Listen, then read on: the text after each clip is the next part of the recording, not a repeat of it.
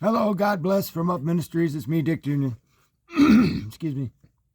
I'm coming to you today to read you Mark chapter 13. Again, I took a few references this time, but again, this is pretty much a read through, and this chapter has a lot of the words of Jesus. It's mostly in red. So I took a reference to Isaiah chapter 34, verse 4, chapter 34, verse 4 of Isaiah. Daniel chapter 7, verse 13 and 14, chapter 7, verses 13 and 14 of Daniel, and Revelation chapter 3, verse 20. That's chapter 3, verse 20 of Revelation, which, by the way, this part of Revelation is also in red, the words of Jesus. So, those are the references. And that reference to Revelation is my reference. It's not written in my Bible, and the reason is because of what Jesus says in both places. Okay. That being said, I have prayed and asked God to help me to speak with you today, and I suggest that you, when you place yourself in God's Word, that you ask Him for knowledge, wisdom, and understanding through the Spirit. I also suggest that anytime you have anything you have any questions about or problems, and you need somebody just to listen, take it to God. He'll listen. He'll help you with it too. He'll prove Himself.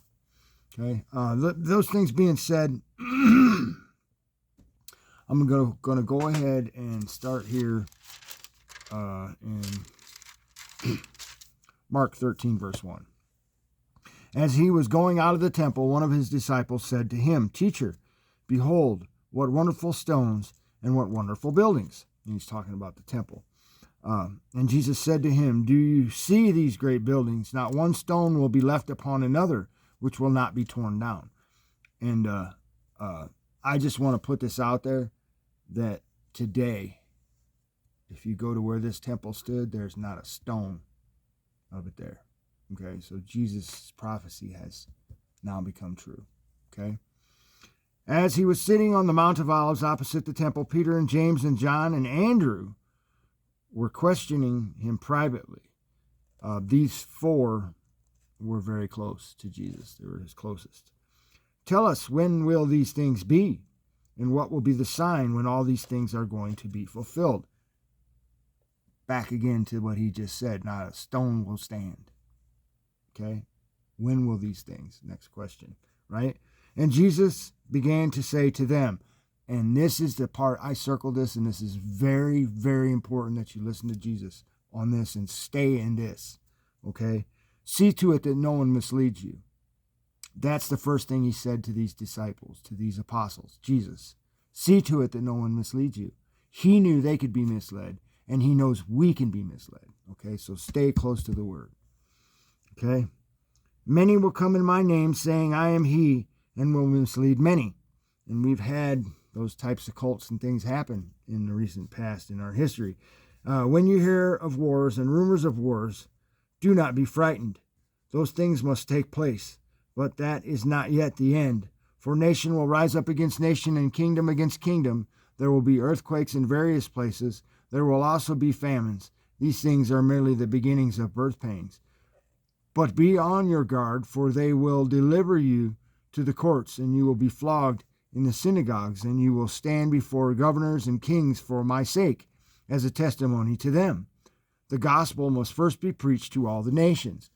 I think that this is all the nations of Israel, because Jesus didn't, well, anyway, I don't think it was, but it already has been, so there's that.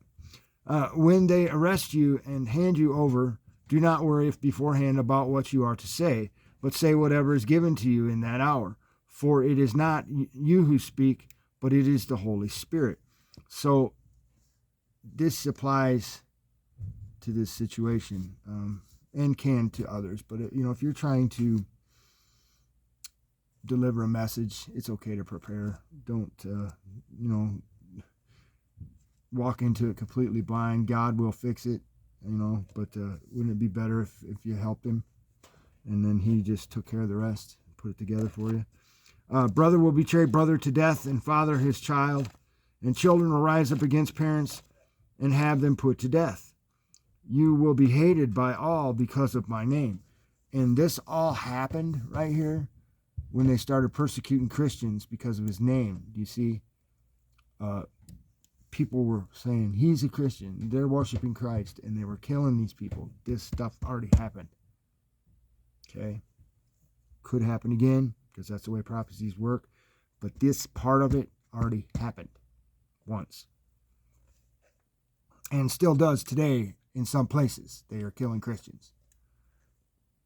Let's see. Put to death. You will be hated by all because of my name, but the one who endures to the end, he will be saved. And here we are today. You know, I can't tell you how many people hate on Christians constantly. I hear this and that and the other thing, and they don't even know me. I'm not even... Anyway. But you got to take it and endure it to the end. Okay? But when you see the abomination of desolation standing where it should not be, let the reader understand. Then those who are in Judea must flee to the mountains. And the abomination of desolation, there's one mention of it in Daniel chapter 9. There's other mentions of the abomination of desolation throughout the book, throughout the Bible. The one who is in the housetop must not go down or go in to get anything out of his house, and the one who is in the field must not turn back to get his coat. But woe to those who are pregnant and to those who are nursing babies in those days. But pray that it may not happen in the winter, for those days will be a time of tribulation. He still hasn't taken us out, so this is just a tribulation. But such as has not occurred since the beginning of the creation, which God created until now, and never will. Unless the Lord had shortened those days, no life would have been saved, but for the sake of the elect, whom he chose, he shortened the days. And then if anyone says to you, behold, here is the Christ, or behold, he is there, do not believe him, for false Christs and false prophets will arise, and will show signs and wonders in order to lead astray, if possible, the elect. But take heed, behold, I have told you everything in advance. This is Jesus. He says he has told us everything in advance. I think I'm going to listen to him. I'm not going to go looking for things elsewhere. I'm going to look in the words of Jesus, okay? Because he says right here, he has told us everything in advance. That's what we need to know, okay? Because he doesn't lie. So it's in here. But in those days after that tribulation, the sun will be darkened and the moon will not give its light, and the stars will be falling from heaven, and the powers that are in the heavens will be shaken.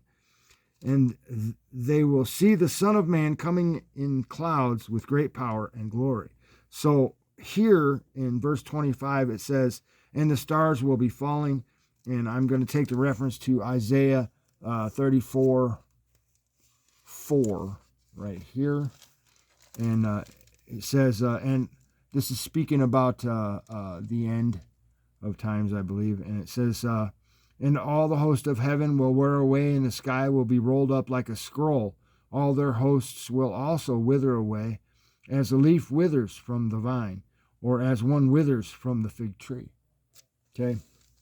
And that makes reference to Revelation 6:12 and 14, if you want to run that one out as well. But I'm just going to go back to where we were. And then in verse 26, it says, then they will see the Son of Man coming in clouds with great power and glory. That's a reference to Daniel chapter 7, verse 13 and 14, I believe. But I'm going to go ahead and read them both anyway. So 13 says, I kept looking in the night vision, and behold, with the clouds of heaven, one like the Son of Man was coming. And he came up to the Ancient of Days and was presented before him. And to him was given dominion, glory, and a kingdom, that all the peoples, nations, and men of every language might serve him. His dominion is an everlasting dominion which will not pass away, and his kingdom is one which will not be destroyed. Okay?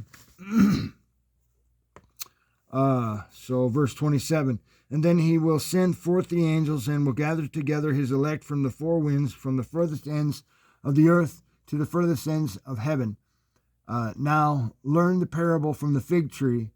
When its branch has already become tender and puts forth its leaves, you know that summer is near. And it's funny, how it says this here, but if you just went with me on these references, you just heard God reference also the fig tree losing its leaves and withering at the end of summer, and the vine losing its fruit and leaves at the end of summer. And here it's talking about the beginning of summer. And I'm just saying that we should know when the end of summer is coming and when the beginning of summer is coming according to the word. Okay? So then verse 29, even so you too, when you see these things happening, recognize that he is near, right at the door. He's talking about him, Jesus, and it's Jesus talking about Jesus. So these words are in red, but I circled right at the door. Jesus is right at the door. Okay, and with that reference, I'm going to take us to Revelation now. Chapter 3, verse 20, and Jesus says, behold, I stand at the door and knock. Okay, he's been standing at that door for 2,000 years. Okay. Truly I say to you, this generation will not pass away until all these things take place. Heaven and earth will pass away, but my words will not pass away. I just want to tell you, it's been 2,000 years and I'm still reading it. So that prophecy came true as well. Okay? All right. But of that day or hour no one knows, not even the angels in heaven, nor the Son of Man, but the Father alone. So Jesus is telling us he doesn't know. He knows when, sort of, but not exactly. Okay? Take heed. Keep on the alert. I circled that. Keep on the alert. Okay? For you do not know when the appointed time will come. It is like a man away on a journey, who upon leaving his house and putting his slaves in charge, assigned to each one his tasks, also commanded the doorkeeper to stay on the alert. Okay? Therefore, be on the alert. Okay? For you do not know when the master of the house is coming, whether in the evening, at the midnight, or when the rooster crows, or in the morning, in case he should come suddenly and find you asleep. What I say to you, I say to all, be on the alert. 4 times Jesus says that right there. Okay? That's all I have for this chapter 13 in Mark. But thanks for listening and watching. God bless.